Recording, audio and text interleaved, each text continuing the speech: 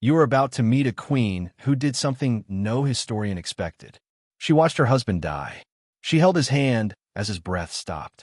And then she refused to let him go. Not in her memory. Not in her prayers. Literally. She kept his body. She dressed him in royal robes. She placed him in a lead coffin. And she took him with her across an entire country. For months, she traveled with a corpse in her carriage. Sometimes at midnight, she would open the coffin just to look at him, to kiss his cold feet, to whisper to a man who could never whisper back. Was she insane? Or was she the only sane person in a family so twisted, so powerful, and so hungry for control that they drove her mad on purpose? Before we find out, take a moment to hit subscribe. Not because you have to, but because you want more history that keeps you up at night. Now close your eyes. Imagine a cold stone castle in the year 1506. And let me tell you the real story of Joanna the Mad. Her parents were Ferdinand and Isabella. Yes, that Ferdinand and Isabella. The same king and queen who funded Columbus. The same pair who united Spain. The same two people who knelt in the Grand Mosque of Cordoba after they turned it into a cathedral and thanked God for their victory. They were power personified. They were also cousins. Second cousins, to be exact. Their families had been trading rings and vows for generations. It was good for politics. It kept the land in the family. It kept the bloodlines pure. But purity has a cost. And no one tells you that cost until it's too late. Joanna was their third child. She was not supposed to be queen. That privilege belonged to her brother Juan. But Juan died young. Then her sister Isabella died in childbirth. Then her other sister Maria was shipped off to Portugal for yet another political marriage. And Joanna suddenly became the heir to almost everything. Almost all of Spain. Almost all of its power. Almost all of its genetic baggage. She was born in the town of Toledo in the year 1479. The same year her parents finished a long war against Portugal. The same year Spain began to look outward toward the sea. But inside the palace walls, Joanna learned a different lesson. She learned that love is a weapon, that marriage is a contract, and that her body belonged not to her, but to the crown. Imagine growing up in a room where every portrait is a relative and every relative is a potential spouse. That was Joanna's childhood. She was educated. She could read Latin and speak French. She could dance and sing and argue theology with the best of them. But none of that mattered as much as her womb. None of that mattered as much as who she would marry. When she was 15 years old, her parents made a decision. They would send her to Flanders. They would marry her to Philip the Handsome, the son of the Holy Roman Emperor, a young man with blonde hair and a sharp jaw and a reputation that had already crossed the English Channel twice. He was her cousin, of course. Everyone was her cousin. The marriage was designed to protect Spain from France, to wrap the Habsburgs and the Trastamaras into one massive tangled knot that no enemy could untie. Her parents were proud of the match. They wrote letters full of hope. They promised her a glorious future. They did not warn her about the loneliness. So Joanna left Spain when she was still a teenager. She sailed across the Bay of Biscay in a ship that smelled of salt and wet wool. She watched her homeland disappear into the horizon, and she never saw her mother again. Isabella of Castile would die while Joanna was trapped in a foreign court surrounded by strangers who spoke a language that sounded like home but felt like exile. The wedding took place in a Flemish castle. The candles were tall. The tapestries were thick enough to hide whispers. And Philip the Handsome looked exactly like his portraits. Golden hair, blue eyes, a smile that promised everything and delivered nothing. Joanna fell in love with him immediately, completely. Perhaps too completely. She wrote letters to her parents describing his laugh and his hands and the way he looked at her across the dinner table. She believed she had found something real, something that belonged only to her. But Philip did not fall in love with Joanna. He found her interesting at first, intelligent, educated, but her intensity unsettled him. She wanted to talk late into the night. She wanted him to hold her hand in public. She wanted loyalty. And Philip the Handsome was not built for loyalty. He was built for pleasure, for courtiers and hunting and the kind of secret meetings that happen behind closed doors when the queen is asleep. He had mistresses before the wedding. He had mistresses during the wedding. And he had mistresses on the morning after the wedding, while Joanna was still in the bed, trying to understand why his side of the sheets felt cold. This is where the story begins to bend.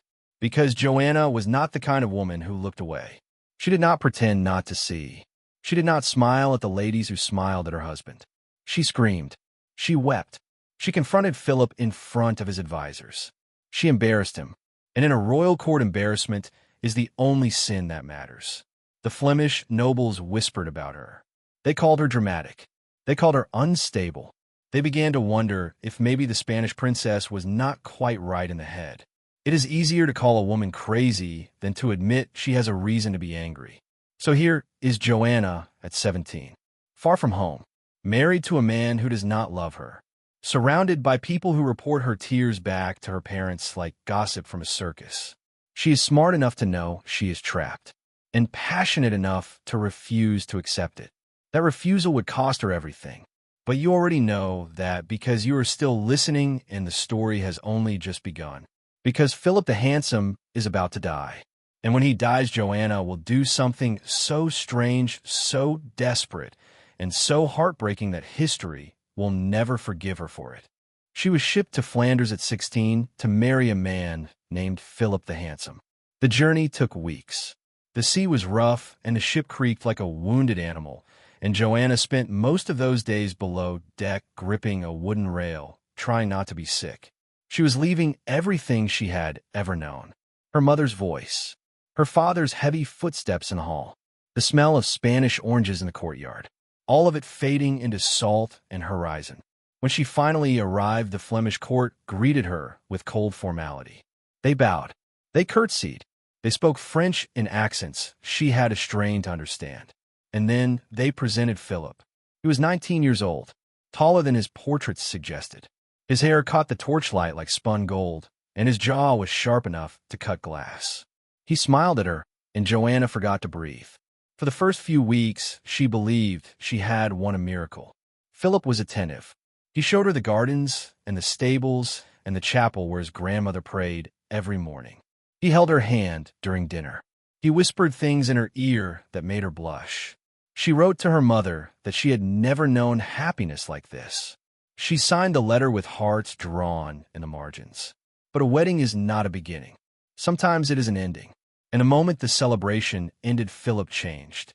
He grew distant. He spent his nights at the hunting lodge with his friends. He returned at dawn smelling of wine and perfume that did not belong to his wife. Joanna confronted him. She asked him where he had been. She asked him who she was.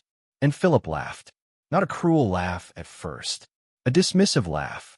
The laugh of a man who has never been told no. He told her she was imagining things. He told her she was too sensitive. He told her that kings do not explain themselves to queens. And then he went back to the hunting lodge, and Joanna sat alone in her chambers watching the candles burn down to nothing. This became the pattern of their marriage. Philip would disappear. Joanna would weep. Philip would return. Joanna would scream. Philip would leave again. And the court watched like it was theater. She was young, and she was passionate, and she had no idea that passion was the most dangerous thing a woman could bring to a royal marriage. The court expected coldness. It expected duty. It expected a queen who would look the other way while her husband took lovers. That was the arrangement. That was the price of the crown. But Joanna could not look away.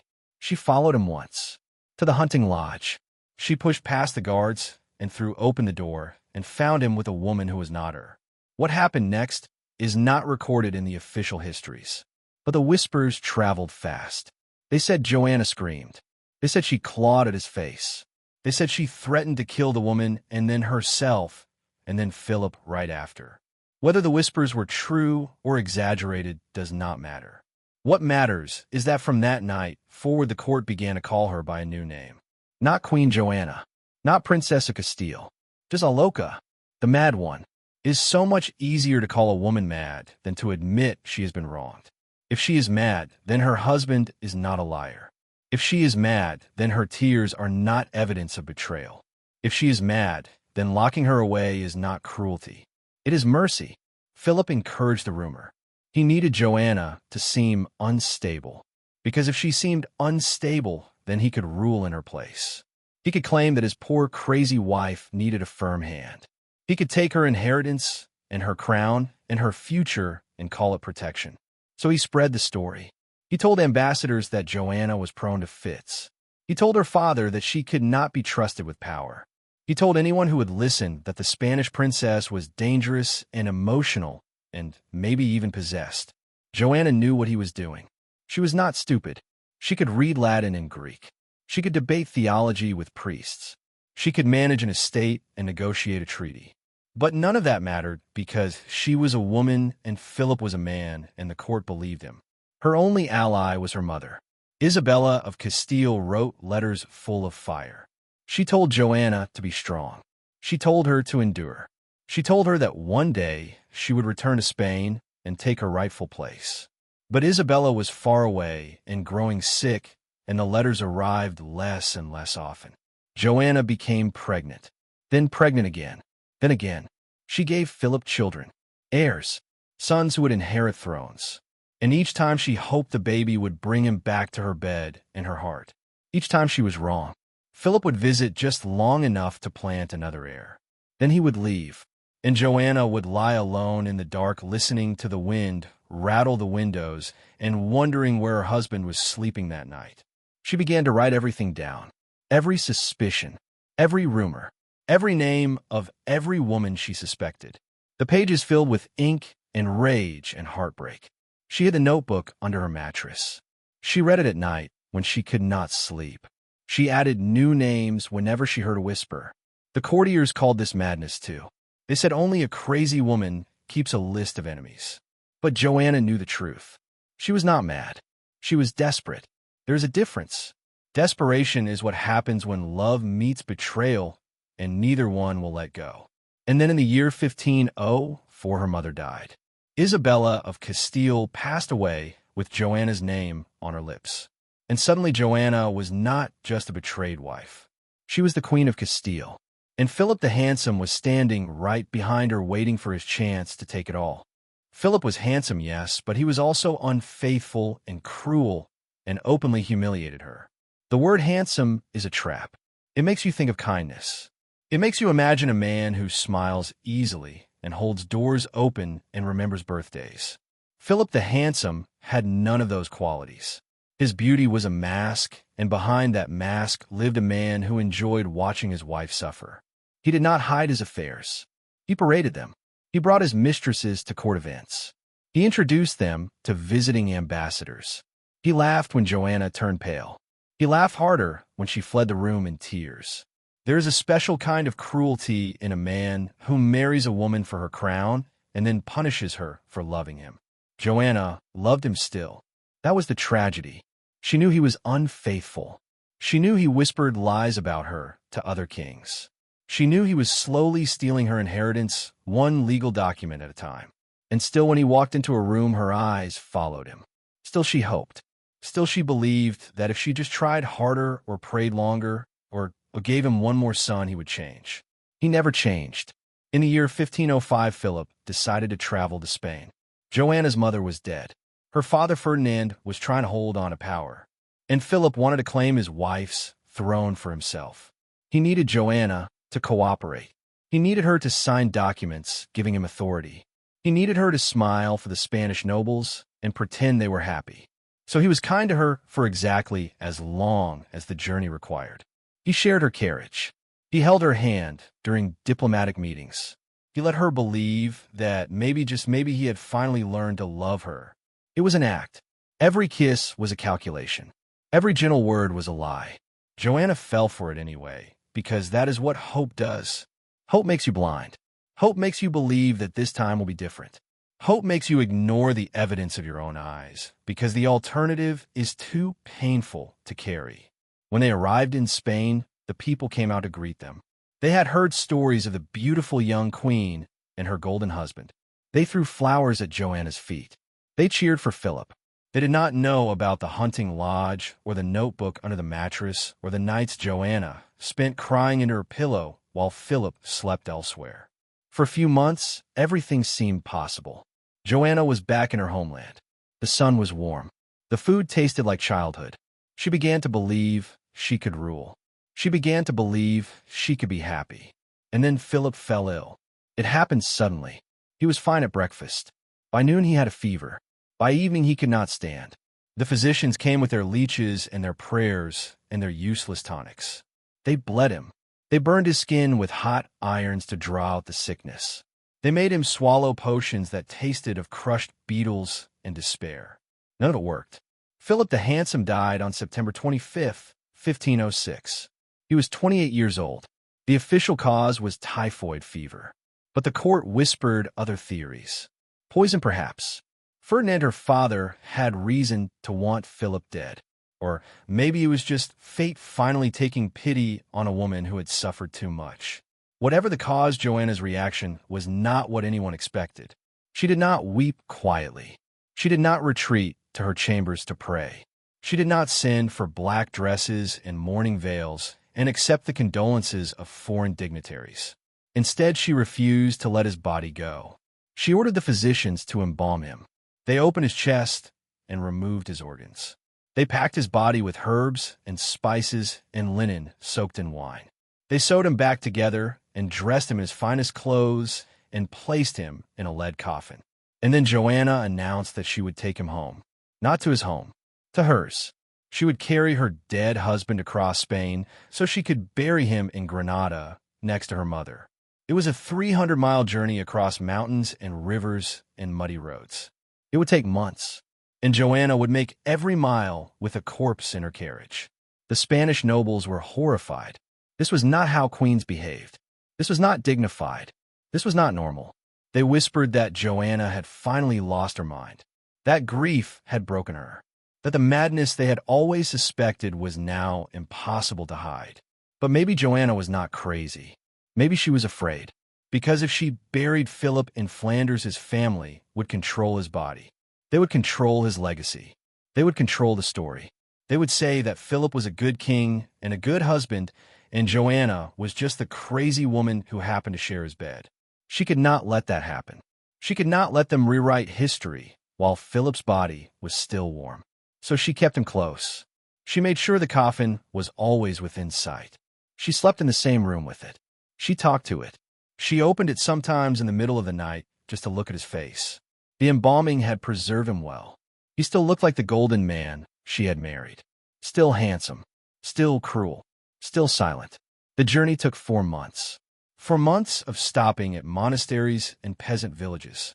4 months of priests offering prayers and nobles offering advice, and Joanna ignoring all of it.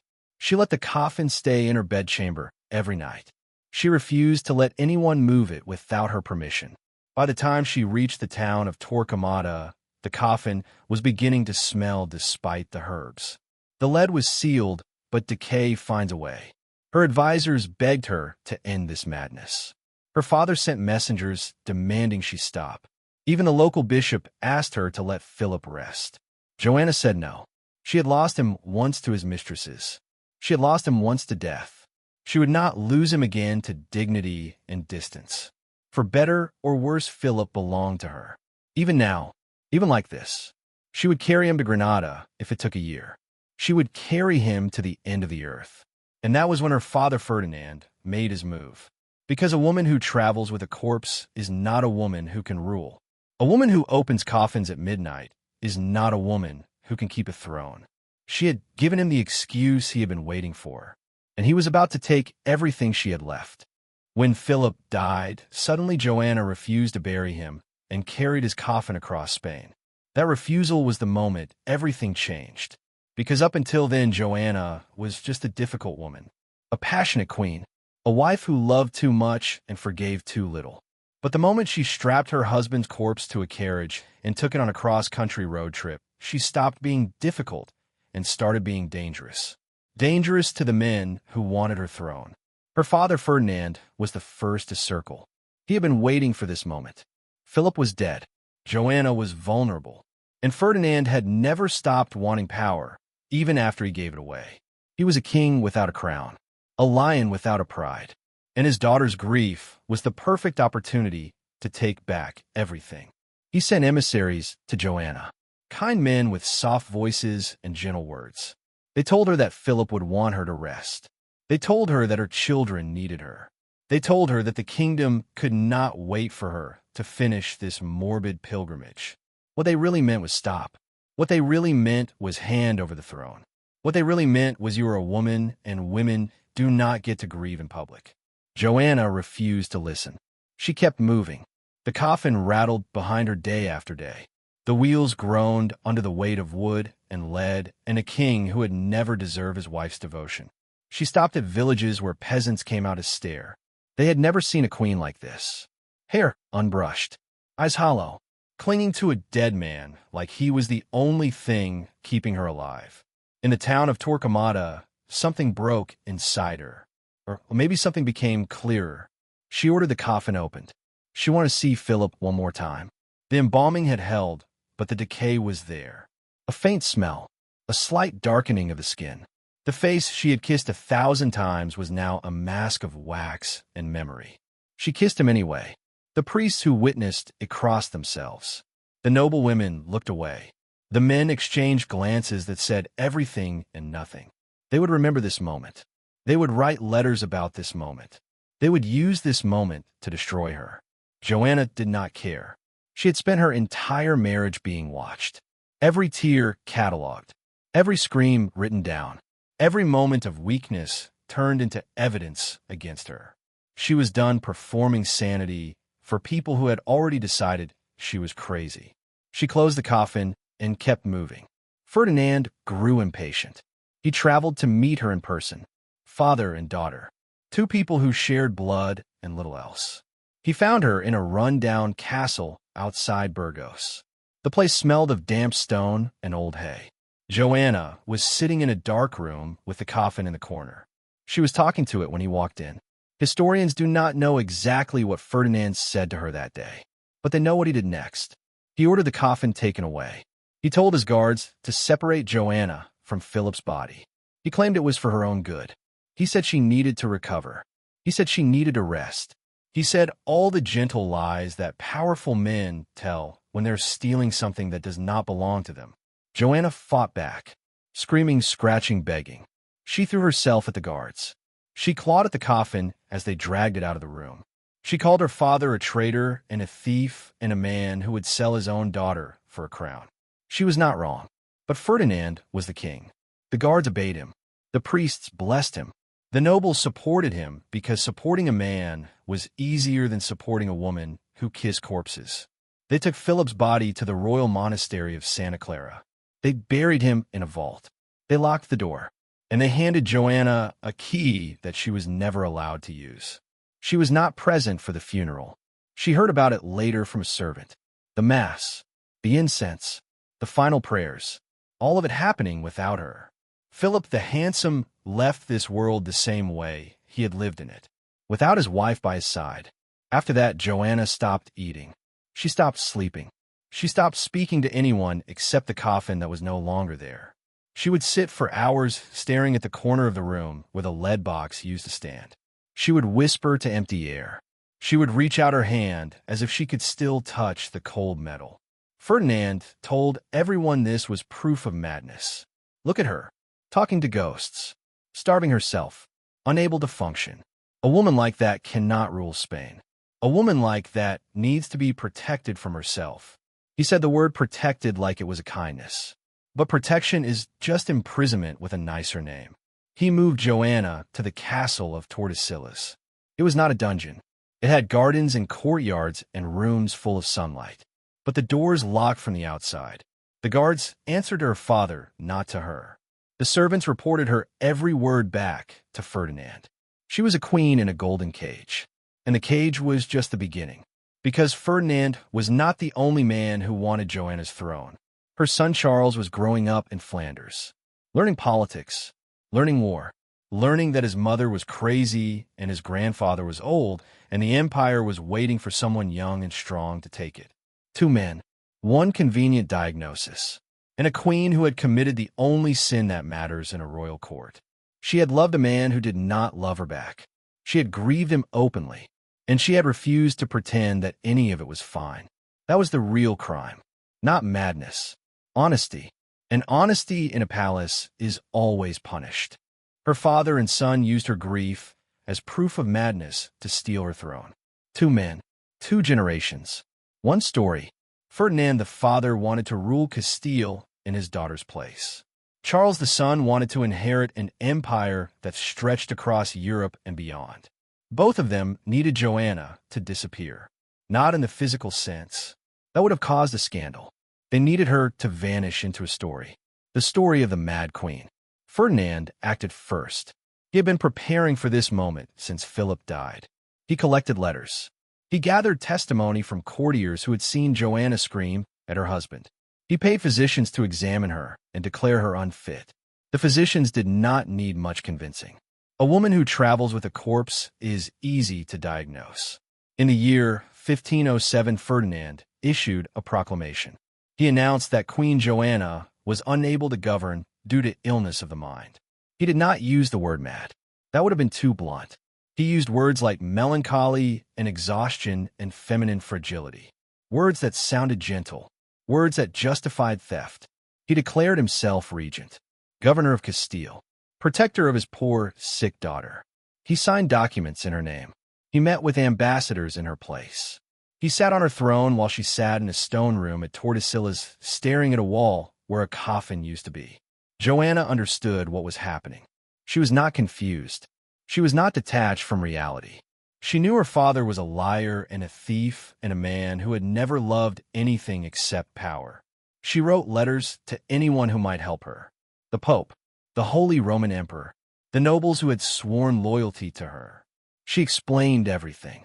The betrayal, the imprisonment, the way her father was stealing her birthright one signature at a time. Most of those letters were never delivered. Ferdinand had loyal men in every post office. He had spies in every court. He made sure Joanna's voice never reached the people who might have saved her. But some letters got through. One reached her son Charles in Flanders. He was 16 years old. He had grown up hearing stories about his mother. Not from her, for his father's family. They told him Joanna was unstable, unpredictable, unfit to raise children. They told him she had loved Philip too much and gone crazy when he died. They told him she was a problem that needed to be solved. Charles believed them. Why would he not? He had never met his mother. He had only heard her voice through letters that arrived less and less often. He read her pleas for help. He read her accusations against his grandfather. And he did nothing. He was young and ambitious, and the empire was calling his name. A mad mother was an inconvenience. A dead or forgotten mother was an opportunity. In 1516, Ferdinand died. Finally, the old thief was gone. Joanna was still alive, still imprisoned, still the rightful queen of Castile. Her son Charles traveled to Spain to claim his inheritance. He visited her at Tordesillas, mother and son meeting for the first time in years. Perhaps the first time Joanna really saw him as a man, instead of a baby she had handed over to nurses. The meeting did not go well. Charles expected gratitude. He expected a frail, broken woman who would bless him and hand him the crown. Instead, he found someone sharp, someone aware, someone who knew exactly why she was in that castle, exactly who had put her there. Joanna refused to abdicate. She refused to sign papers giving Charles her power. She told him that he was no different from his grandfather, just another man who wanted her throne and called her crazy to get it. Charles left Tordesillas frustrated. He had expected a ghost. He found a queen, a difficult, inconvenient queen who would not cooperate with her own erasure. So he did what his grandfather had done. He declared Joanna unfit. He produced the same letters, the same testimonies, the same physicians with the same diagnoses. He said he was protecting her. He said she needed rest. He said the kingdom could not wait for her to recover because she would never recover. He said the words that powerful men always say when they're taking something that belongs to someone else. Joanna remained in Tordesillas. The years passed. Her hair turned gray.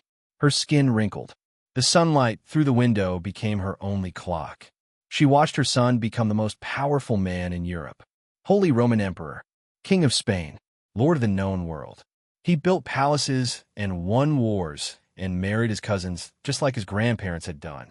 He wrote her letters sometimes. Short letters, formal letters, letters that called her mother but treated her like a stranger. She answered everyone. She asked about her grandchildren. She asked about her health. She asked when she could leave. He never answered those questions. He only wrote about the weather and the harvest and the affairs of state that she was no longer part of.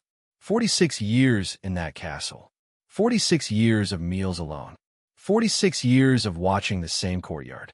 46 years of guards who changed but never left. She became a rumor, a legend, the Mad Queen in the tower. Pilgrims would pass by Tordesillas and point at the windows and whisper stories to their children. The queen who loved a corpse. The queen who lost her mind. The queen who was dangerous and sad and better off locked away.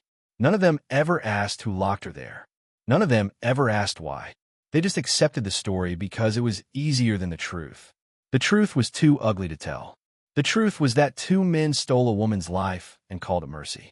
The truth was that Joanna was never mad. She was just inconvenient. And inconvenience is the only crime a royal woman is never allowed to commit. She was locked in a castle for 46 years while her son ruled her empire. 46 years. That is longer than most marriages. Longer than most careers. Longer than many of you watching this have been alive. Imagine waking up in the same room every morning for 46 years. The same ceiling. The same window. The same view of a courtyard where the same guards walk the same path day after day after day. Joanna did not have to imagine it. She lived it. The castle of Tordesillas was not a torture chamber.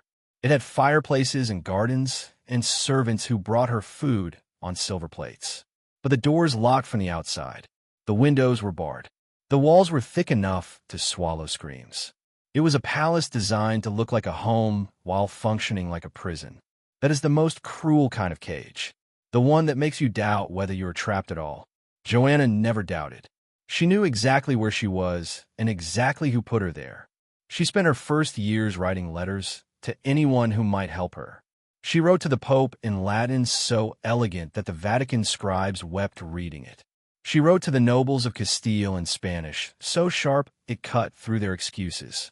She wrote to her son Charles in Flemish, the language of his childhood, hoping to reach the boy she had once held in her arms. The boy was gone. In his place stood an emperor. Charles V ruled half of Europe. He commanded armies that crossed mountains and oceans. He bent kings to his will and popes to his knees. And he could not be bothered to free his own mother because freeing her would mean giving up her crown. So Joanna stayed in Tordesillas. The letters stopped arriving. The servants stopped reporting. The world outside forgot about the queen in the tower. Spain had a new ruler. Europe had a new emperor. Joanna became a footnote in her own story. A paragraph in history books. A cautionary tale about what happens when women love too much and feel too deeply and refuse to pretend. But she did not stop being queen. Not in her own mind. She refused to sign any document that gave away her title. She refused to acknowledge Charles as her successor. She called herself the rightful ruler of Castile until the day she died. And in a way she was right. The crown belonged to her. The law said so. The blood in her veins said so. But laws and blood mean nothing when the men with swords disagree. Her son visited her exactly once after locking her away. He came to Tordesillas in the year 1522. He was 32 years old at the height of his power. Joanna was 63. Her hair had gone white. Her face had folded into lines that looked like maps of grief. She stood in the courtyard waiting for him. No crown, no jewels, just a woman in a dark dress watching the gate open for a son she had not seen in nearly 2 decades. Historians do not agree on what happened during that meeting. Some say Joanna embraced Charles and wept and begged him to free her. Others say she cursed him and spat at his feet and called him a thief and a traitor. Perhaps both are true. Perhaps a woman can love her son and hate the emperor he became. Perhaps grief and rage can live in the same chest, beating the same heart. Charles left after a few hours. He never returned. He went on to conquer Mexico and Peru and Tunisia. He fought wars against France and the Ottoman Empire. He married his cousin Isabella of Portugal and had children of his own. He built a palace in Madrid and a monastery in Yuste. He lived a life so large that one small castle in northern Spain barely registered on his map. Joanna stayed. The seasons turned. The guards rotated. The servants aged and were replaced. She watched from her window as the world changed beyond the walls. New fashions, new kings, new wars. None of it touched her. She was a relic preserved in amber, a queen without a kingdom, a mother without a son. There were moments of cruelty, small ones that added up to something larger. Her jailers would bring her news of Charles' victories. They would describe his coronations and his celebrations and his beautiful wife and healthy children. They wanted to break her. They wanted her to admit that the world had moved on and she was nothing but a ghost rattling around an empty castle. Joanna refused to break. She answered their taunts with silence. She answered their cruelty with dignity. She may have been imprisoned, but she would not give them the satisfaction of watching her crawl. That was her only remaining power. The power to say no, the power to wait, the power to outlast them all. In the year 1555, Joanna fell ill. She was 74 years old. Her body had finally caught up with her grief. She lay in her bed, the same bed where she had slept for nearly half a century, and looked at the same ceiling she had stared at during countless sleepless nights. A priest came to give her last rites. A servant held her hand. No family member was present. No son, no daughter, no grandchild. She died on April 12th. The exact hour is not recorded. No one thought to write it down. Charles was in Brussels when he received the news. He did not weep. He did not travel to Spain for the funeral. He signed a few documents and went back to his meetings. His mother was dead. The queen was finally gone. The empire was fully his. But history has a way of remembering differently. The men who locked Joanna away are not remembered kindly. Ferdinand is a footnote. Charles is remembered for his jaw, his empire, and his failure to produce a healthy heir. And Joanna? Joanna is remembered as La Loca, the mad one. But the more you learn about her life, the more you wonder. Maybe she was not mad at all. Maybe she was just a woman who loved a monster and paid for it with everything she had.